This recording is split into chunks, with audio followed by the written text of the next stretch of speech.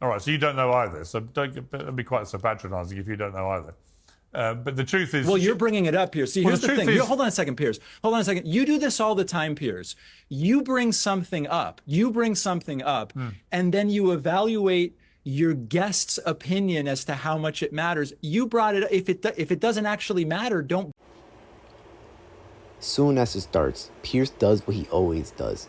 He throws out some topic just to stir things up, then acts all surprised when someone pushes back. But what PACKMAN does is insane. He shuts that down instantly. Like, if it doesn't matter, why would you even bring it up? And if you do bring it up, let's talk for real. Why are we just tiptoeing around everything and trying to backpedal? It doesn't make any sense. But let's just jump right in because this gets good really quick. When the average American sees that both Joe Biden and Kamala Harris now support this unfairness, and that's what it is. It's just unfair. It's nothing to do with being transphobic or anything else. It's just unfair. And when it's supported by a report like that from the UN, that's one of her problems too, is that people think they're supporting the indefensible. They lack basic common sense. What do you say to that? I'm struggling to think that you're taking this any more seriously than as something that might generate clicks on YouTube, Piers. Wow, because you don't think that's serious? Hold on, Piers, I can't even get a sentence out. What, you don't think it's serious? Hold on a second. The vast majority of those instances in the UN report are outside the United States and have nothing to do with the president or vice president of the United States at its face. And secondly, I would challenge you to tell me the quotes that Biden or Harris have put forward wherein they have weighed in on how sports leagues should be handling these decisions. But 92% of that study is not even in the U.S. So I don't even know why you're bringing this up. What's that got to do with the principle of the principle? I'm sorry? What's that got to do with the principle? Well, the principle is you're saying Kamala Harris and Biden have come out in support of this. They do. They support policies which actively protect. They support policies that protect transgender athletes performing in women's sport. And I think that is madness. You're saying, well, because most of these things in this UN report were outside of America, it doesn't matter. It does matter. What I'm saying, it's a completely contrived issue that almost no one cares about in every single opinion poll. Wow. You see, I think that's incredibly deluded. People do care about it. They care about the integrity of women's sport. It just doesn't show up in any opinion poll as a primary issue. Not top 10, not top 20. Out of interest, do you think... They care about it, but it doesn't show up in a single poll. What's your view? Do you think it's fair?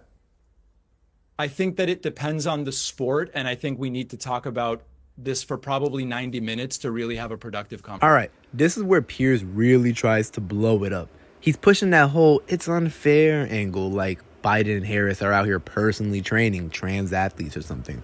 But watch how PACKMAN handles it. Calm, clear, no drama. He breaks it all down, and most of what Piers is quoting, it ain't even from the U.S. You saw the Paris Olympics, and you saw... two gold medal winners in women's boxing who actually were born with biological male chromosomes. You think that's right? That is not the truth as far as I understand it. Really? I don't know who you're talking about. If you can name them, then maybe we can get into more detail. Well, you know what I'm talking about. It was well publicized. Well, tell me. Tell me who you're talking about. I can't remember their exact names. There were two gold medal winners. Well, I can find them now if it helps you. I don't know why the names matter. The one who was the source of a lot of viral articles was born a woman, always lived as a woman, and always competed as a woman. I'm sorry? What was her name? Imani something. All right, so you don't know either. So don't be quite so patronizing if you don't know either. But the truth is... Well, you're bringing it up here. See, here's the thing. Hold on a second, Piers. Hold on a second. You do this all the time, Piers. You bring something up. And then you evaluate your guest's opinion as to how much it matters. You brought it up. If it doesn't actually matter, don't bring it up. No, just to be clear, you were haranguing me for not remembering the name. I said the name's irrelevant. What's relevant is whether the gold medal winners have biological male chromosomes when they're getting into a boxing ring they do not. And punching women in the face so hard that one of the women competitors, a female, quit after 45 seconds. Yes, because she'd never been hit that hard. There is nothing to the story that the boxer that prevailed was ever a man. Wow. Just nothing. And yet you know nothing. that there's no evidence of it. It was a viral right-wing story based on nothing. Hang on. You know that boxer was banned from the World Championships precisely because there is evidence. You know that, right? Yes. Do you know the details of that, Piers? Do you know? Tell the full story. Go ahead. Tell the full story. That boxer was banned, along with the other one, from the World Championships because it has been reported that they tested positive for male chromosomes, right? If you know better, tell me. That's not the full. I do know better, and I will tell you. That was done by a Russian lab who had an interest in disqualifying her because it jeopardized the undefeated record of a Russian boxer. It's just, that's all they have, and it's totally debunked. Piers, I thought you were better than this. It's not debunked, and you'll regret saying that because it's true. Then when he does kind of remember, turns out the athlete he's talking about was born a woman and always identified as a woman. PACKMAN just calls it right there. Whole story just falls apart. Russian lab, no proof, zero credible evidence at all. It was all debunked by PACKMAN. Just another case of folks yelling without receipts. Now, watch how smooth PACKMAN shuts this all down. Yeah, listen, I mean, I spoke about this 5 minutes on Monday and I've moved on. So I agree with you. I mean, I'm only talking about it now because you brought it up. I don't think it was as brilliant as maybe you're suggesting. You know, they closed down a store and hurt that store financially on that day in terms of sales. And Trump at the end of the day saw it as something to help him. If he had gone there, well, hold on a second. I'm one sentence in. If he had gone there and said, I put on the apron, I did the friolator, and now I recognize that a $7.25 minimum wage, which has been the same almost 20 years, isn't going to cut it.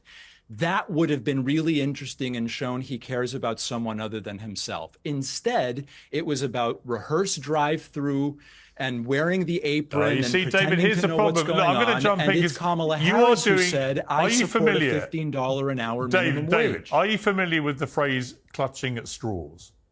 I hope that I'm sorry, you glitched. What's the phrase? Does the phrase clutching at straws cross the pond in a way that you understand? Piers, you brought this topic up. No, what I'm saying is, other than you saying the only lead. way it could work would be if Trump banged on about the minimum wage. You're missing the point. I mean, I'll bring back Kevin here because you're a business guy, you're an entrepreneur. Just as a pure bit of political theatre, I thought he was genius. Utter genius. Honestly, I did. I mean, most of this material is seen in 15, 30, 45-second visual bites. And I think for him, it worked. I mean, yeah, people are talking about the fact that Secret Service had to check out the people in the car that took the bag. But I don't think the majority of people that watch that on TikTok or Instagram give a damn.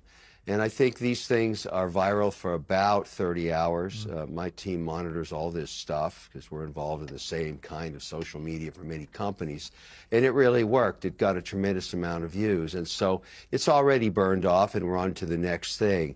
But Trump has become masterful at mastering the art of holding on to viral videos for longer than almost anybody else. And some of the things he says are outrageous, and people have known him now for close to 9 years. And if you hate him, you hate him. It just doesn't matter at this point. And there you have it, folks. Piers tried to stir the pot, but PACKMAN, he wasn't having it. He came with facts, stayed cool, and shut down every bit of nonsense he tried to throw his way. At the end of the day, most of this outrage ain't about truth. It's about headlines and clicks. Meanwhile, regular people out here, we're just trying to pay rent. I just want to keep food on the table. We all can relate. So if you like this breakdown, do me a favor, hit that like button, drop a comment, and subscribe for no more BS takes like this one. Till next time, stay sharp.